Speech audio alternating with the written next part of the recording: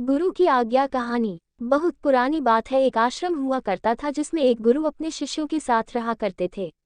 उनका एक लड़का भी था जो अन्य शिष्यों के साथ शिक्षा ग्रहण कर रहा था। वह गुरु सबको एक समान मानकर ही शिक्षा देते थे और गलती होने पर सबको कठिन से कठिन दंड देते थे। उन गुरु का एक परम शिष्य था जिसका नाम रामानंद था और उनके लड़के का नाम परमानंद था। परमानंद को ये घमंड था कि बड़े होकर उसको ही गुरु बनना है और आश्रम का संचालन करना है, पर गुरु ऐसा नहीं मानते थे। वह अपने उत्तराधिकारी को चुनने के लिए निश्चिंत थे और मन बना चुके थे कि जो भी उनकी सच्चे भाव से सेवा करेगा वही इस गुरुकुल का अगला गुरु होगा। रामानंद आंख बंद कर गुरु की सारी आज्ञा का पालन करता था। एक गुरु अपने शिष्यों के दूसरे गांव में भ्रमण कर रहे थे, तभी उनके हाथ से उनका कमंडल छूट गया और एक गंदे नाले में जाकर गिर गया।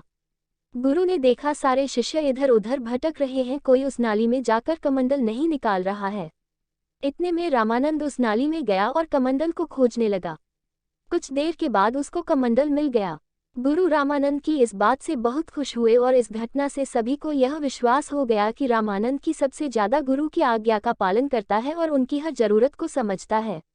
जहां बाकी शिष्य नाले से दूरी बनाए हुए बस देखते रहे और कुछ गांव में जाकर अन्य लोगों को ढूंढने लगे जो वह कमंडल बाहर निकाल सके, वही रामानंद बिना कुछ सोचे समझे और अपनी परवाह किए बगैर उस गंदे नाले में कूद गया और कमंडल को बाहर ले आया।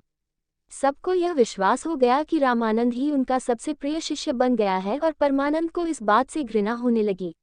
एक दिन उसने अपने पिता से कहा, आप बेवजह ही रामानंद को अपना प्रिय समझते हो जबकि वह मेरे सामने कुछ भी नहीं है और मैं तो आपका लड़का हूँ।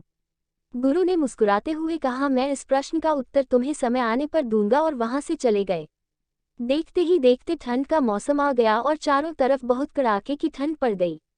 गुरु ने अपने लड़के को रात में बुलाया और कहा, ये लो मेरे वस्त्र और नदी किनारे धोकर ले आओ, मुझे कल सुबह इनकी जरूरत है। परमानंद ने अपने पिता से कहा, मैं कल प्रातःकाल इन वस्त्रों को धुआऊंगा, आज बहुत ठंड है और रात में ऐसा करना उचित नहीं होगा। गुरु ने परमानंद को लेकर रामानंद के पास गए और उसको जगा कर कहा, मुझे कल सुबह ये वस्त्र पहनने हैं और यह बहुत गंदे हैं, इसलिए तुम अभी जाओ और नदी किनारे धो लाओ। रामानंद बिना प्रश्न किए उसी वक्त उठा और वस्त्र धोने के लिए निकल जाता है। कड़कड़ाती ठंड में वह सारे वस्त्रों को धोकर सूखने के लिए डाल देता है। इस घटना से परमानंद को अपने प्रश्न का जवाब मिल जाता है।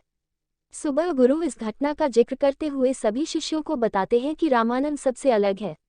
रामानंद को खड़ा करते हैं और पूछते हैं, आखिर गुरु आज्ञा मानना क्यों जरूरी है। रामानंद बड़े सरल शब्दों में कहता है, जब हम किसी को अपना गुरु मान चुके हैं तो हमें सब कुछ उन पर निछावर कर देना चाहिए। उनकी आज्ञा मानने के लिए हमें तनक भी नहीं सोचना चाहिए, तभी तो हमारा भला हो सकता है। संसार में ऐसा कोई गुरु नहीं है जो अपने शिष्य को गलत मार्ग दिखाएं। जब हम बिना सोचे समझे जो गुरु कहता है करते हैं तभी वह गुरु आज्ञा कहलाती है। अगर हम उसमें सोचेंगे समझेंगे और फिर उसको करेंगे तो वह गुरु आज्ञा नहीं, हमारा स्वयं का मन हो गया। इसलिए गुरु आज्ञा वह है जो हम बिना सोचे समझे गुरु के कहने पर ही कर देते हैं। रामानंद की इस बात को सुनकर सभी शिष्यों को अपनी गलती का एहसास हो जाता है और वह भी रामानंद की तरह गुरु पर सब कुछ निछावर कर देते हैं और ज्ञान अर्जित करने लगते हैं। बहुत कम समय में सब देखते हैं कि उनमें अद्भुत प्रतिभा और भिन्न प्रकार की विद्याओं में पारंगत होते चले जा रहे।